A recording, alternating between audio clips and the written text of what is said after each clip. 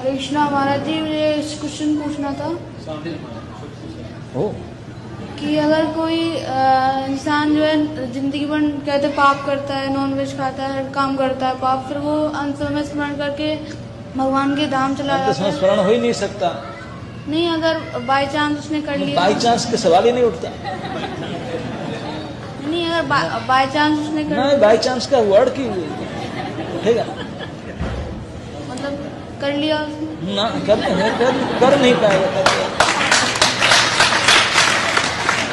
हो नहीं सकता।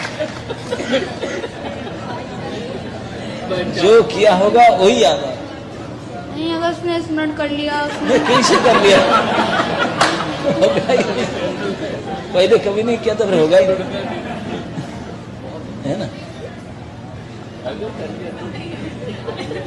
अगर उसने कर लिया तो